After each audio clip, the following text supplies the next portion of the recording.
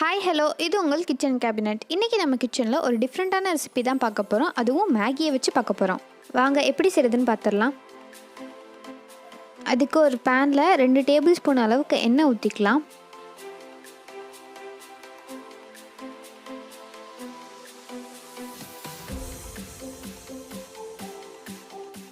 எண்ணெய் காஞ்சதும் ஒரு பெரிய வெங்காயம் பொடியை நறுக்கி வச்சுருக்கேன், அதை சேர்த்துடலாம்.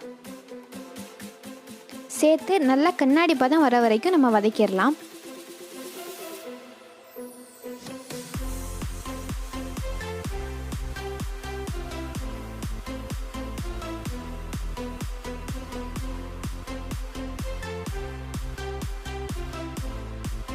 வெங்காயம் நல்லா கண்ணாடி பதத்துக்கு வந்துருச்சு. இப்போ ஒரு சின்ன தக்காளியை நான் நல்லா பொடியாக நறுக்கி வச்சுருக்கேன், அதை உள்ளே சேர்த்துடலாம். சேர்த்து நல்லா வதக்கிக்கோங்க. ஓரளவு அதோட ரா ஸ்மெல்லாம் போகிற வரைக்கும் நல்லா வதக்குங்க.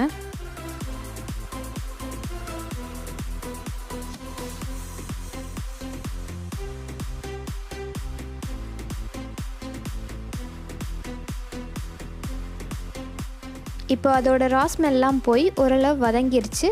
இப்போ நம்ம உப்பு தேவையான அளவு சேர்த்துடலாம். 1/2 டீஸ்பூன் அளவு மஞ்சள்தூள் சேர்த்துடலாம். அதே 1/2 டீஸ்பூனில் மிளகாத்தூளும் சேர்த்துடலாம். சேர்த்து கொஞ்சம் நேரம் நல்லா வதக்குங்க.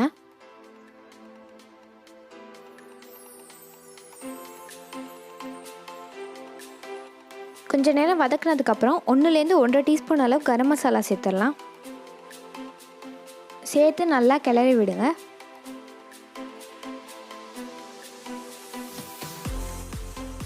அடுத்து நம்ம மேகி மசாலா சேர்த்துடலாம்.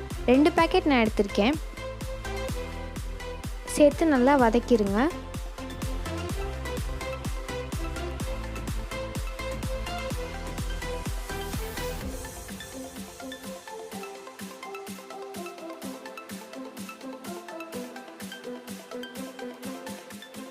மசாலாலாம் நல்லா வதங்கிடுச்சு. இப்போ நம்ம கடைசியாக கொத்தமல்லி தூவி இறக்கி ஆற வச்சிடலாம். இப்போ ஒரு பவுலில் நம்ம ரெடி பண்ணி வச்சுருந்தோம்ல, அந்த மசாலாவை சேர்த்துடலாம்.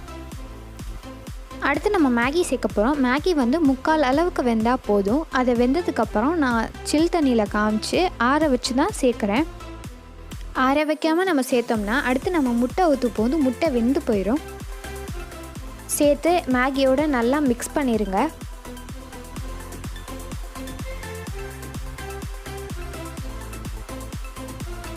இந்த மாதிரி மிக்ஸ் பண்ணதுக்கப்புறம் நம்ம இதில் ஒரு முட்டை சேர்க்க போகிறோம்.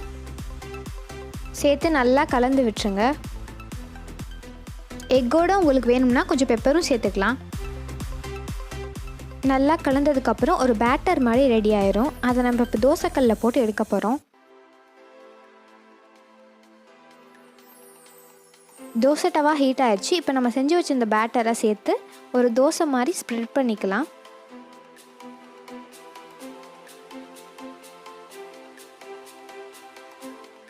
இந்த மாதிரி நல்லா ஸ்ப்ரெட் பண்ணிக்கோங்க. நல்லா ஸ்ப்ரெட் பண்ணதுக்கப்புறம் நமக்கு ஆயில் சேர்த்துடலாம்.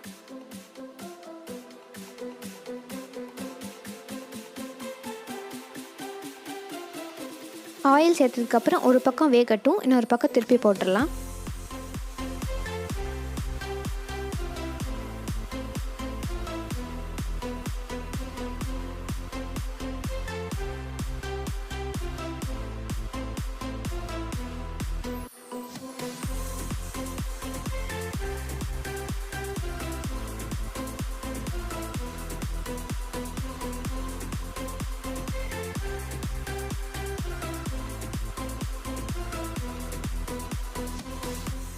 ரெண்டு பக்கமும் ஓரளவு நல்லா முருகினதுக்கப்புறம் நம்ம பிளேட்டுக்கு மாற்றிடலாம். அவ்வளோதான், நம்ம சுவையான மேகி முர்த்தப்பா ரெடி. இந்த வீடியோ உங்களுக்கு பிடிச்சிருந்தா லைக் பண்ணுங்கள், ஷேர் பண்ணுங்கள். மறக்காமல் நம்ம கிச்சன் கேபினட் சேனல் சப்ஸ்கிரைப் பண்ணி அந்த பெல் ஐக்கான் அமைக்கிடுங்க. அப்போ தான் நாங்கள் போடுற வீடியோட நோட்டிஃபிகேஷன் உங்களுக்கு தவறாமல் வந்துகிட்டே இருக்கும். தேங்க்யூ.